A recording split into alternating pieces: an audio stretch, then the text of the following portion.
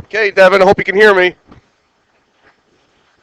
All right, rules. We're going to go over up to the multiplication rule today, product rule. So rule 5. 1, 2, 3, or 4 are all easy. We've already kind of talked about them. So when you're taking the derivative of a constant, so the derivative of a constant is always 0. So meaning that if I have 4, 5, 6, so it would be kind of like this, y equals 5, y equals 4. The derivative, so y prime, would be 0. Okay, so they say dy dx. Remember dy dx? Okay, your y prime, it's just 0. Here's your power rule. This is what we've already kind of investigated and found. So if n is a positive integer, then derivative of y with respect to x, that's what it means. Remember, you copied those down. X to the n, you bring down the n in front, and it's x n minus 1. Now, technically, rule 3 should be before rule 2, because they apply rule 3 and rule 2. So I don't know why the heck it is in this order. Okay.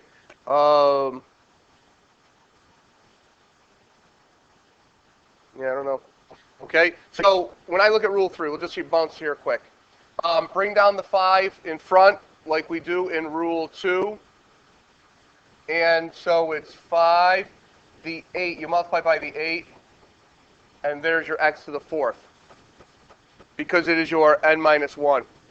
Look up in here. So the n comes down in front. In this case, because there is a leading coefficient, you have to multiply it.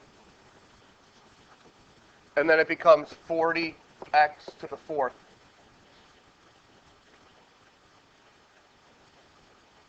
And then come on back up here. We kind of, like I said, we already looked at these. We already kind of proved this through your rules, your definitions. So if I apply the rule here, all right, the 2 comes out in front. 4x to the 1st minus 2x to the 0. Because what's coming down in front is a 1. Okay, because this is a power of 1, so that 1 comes down in front. And then look, the 3 is just 0. So then I have 8x minus 2, because x to the 0 is 1. So see how quick it is? All right, so you're already quizzed, you're already tested several times on the definitions. And since this is 3.3, you'll be tested on it one more time, okay, in Chapter 3. And just the first half of Chapter 3. So we'll have a test next week before break, and then we're going to do something, a little activity the last week. Exploding dots, it's called. Got that, Devin? Okay, so now, here we go. And it works for any polynomial, okay, any polynomial, all right? So if I want to find the derivative, f prime of x, I have 24x cubed. Right? The 4 comes down in front, multiplied by the 6, x raised to the power n minus 1, 4 minus 1, 3. Minus 6x squared minus 5. Done. That's it.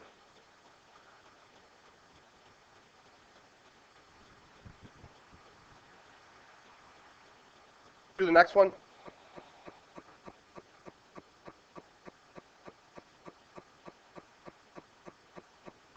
Holy cow, it's 75 degrees in here. 77 back there by the window. Man. So you should have got 5 minus 6x. Then you can do the last one too. Decimals, it's the same way. You just multiply by the decimal, no big deal. If you want to use your calculator, that's fine. You shouldn't have to, but...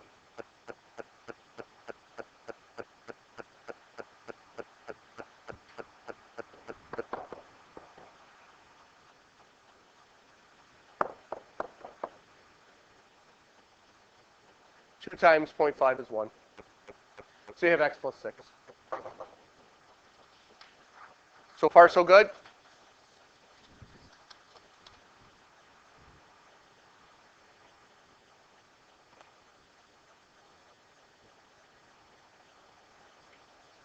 Sum and difference rule. It's kind of what we just did. U and V are differentiable functions of x. They're sums and differences, differential at every point. As such, it's just your derivative of each term, which we already did. Okay, so that's where it says use rule number 2 to add and subtract. So it doesn't matter whether it's addition, subtraction. Yes, you will get into negative exponents. Okay, I think we've already kind of alluded to that with one of the previous lessons. So, step 1, derive. So just take the derivative. So I have 9x squared minus 36x. What is the derivative? It is the equation for the what at any point? Slope. Okay? So it's the equation of the slope, okay, of the tangent at any point. So if I want to find out if it has horizontal tangents, what is the slope of a horizontal tangent?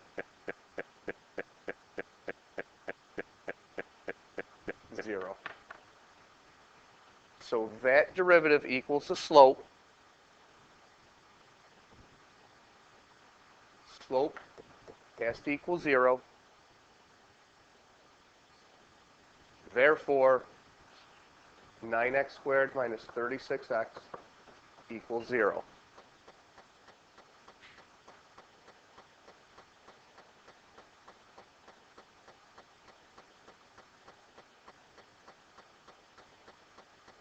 Okay?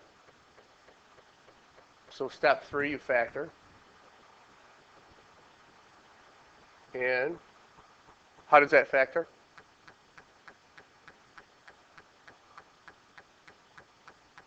I hope you don't have 2 sets of parentheses down. Right? First thing you always do, factor flow chart, you look for the GCF. So I take out a 9x, and then I have x minus 4 equals 0. 9x equals 0. X minus 4 equals 0. X is 0. X is 4. Put a little dot there and it looked like a negative, and then I scribbled it out, and now it looks like a heart. Okay? So that means that x is 0 and x is 4, you're going to have a horizontal tangent. Okay? What else would these two be with respect to this graph? What would those be? If those are horizontal tangents, what would they be? What would this graph look like? Oh, yeah, you do know. You do know. What does that graph look like? Come on. What's the end behavior of a cubic? All right, good. You're so talkative today on Friday. Huh, Devin? Where are you, Devin? Yep, that's exactly what it is. Okay, so the product rule.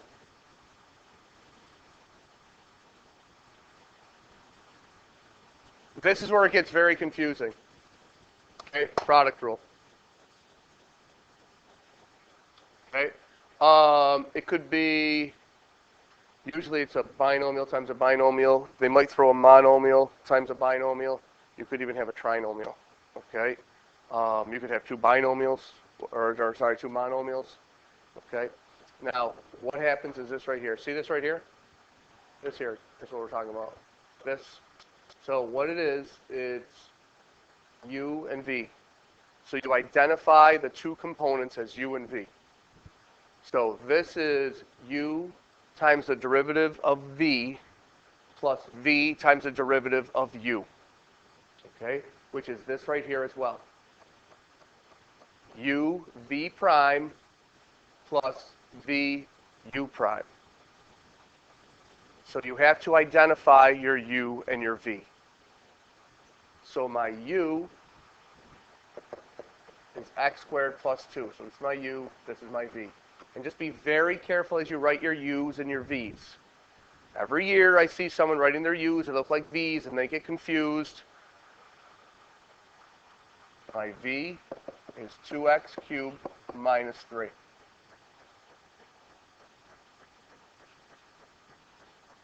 U prime is 2x. V prime is 6x squared.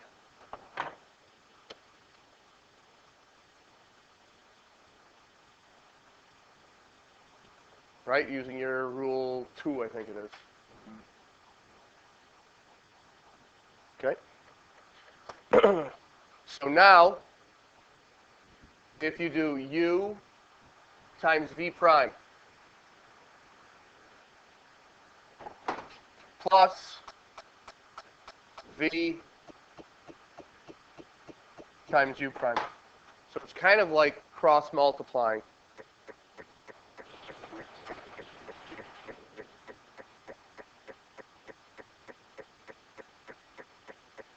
Okay.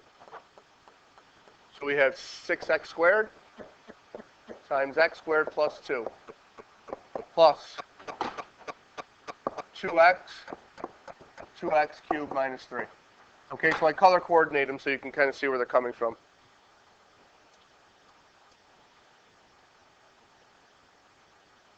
Okay, then you go further, you distribute, you combine like terms. I'll go back to blue. So I have 6x to the 4th plus 12x squared plus 4x to the 4th minus 6x.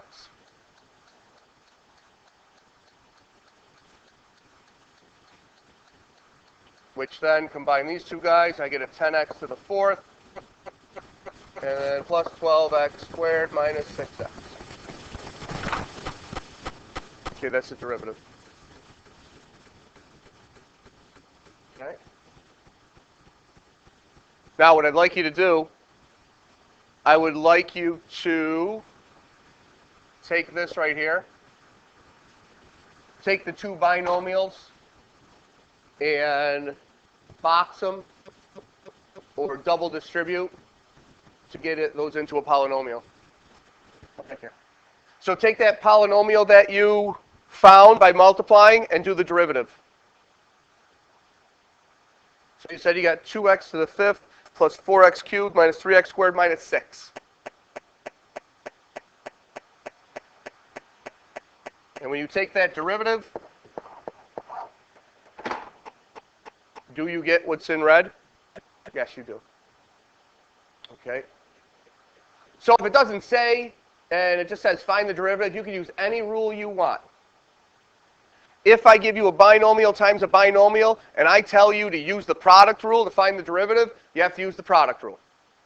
If you then want to distribute and check your answer, no big deal. So example B, there's your u, there's your v. U is 5x minus 3x squared. V is 2x squared minus 4x. I'm warning you, this gets a little involved. U prime is 5 minus 6x. V prime, that's a 2, is 4x minus 4.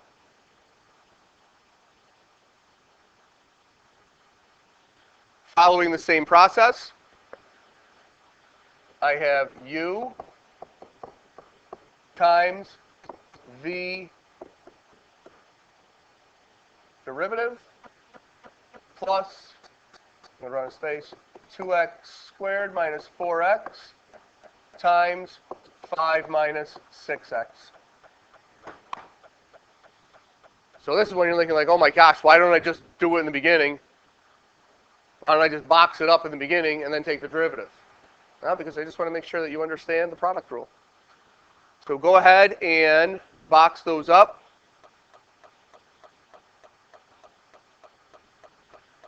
So you should have gotten negative 24x cubed plus 66x squared minus 40x. That's the derivative. Now a quick check. As I look at these two binomials there, what is going to be my highest power of x when I multiply through? In other words, what's the highest x on the left side times the highest x on the right side? What's the highest power on the left side in the left binomial? 2. What's the highest in the right? 2. 2 plus 2? 4. So your derivative should be a 3. Quick check. I'm not saying that everything else is going to be right, but that's at least I know that's right.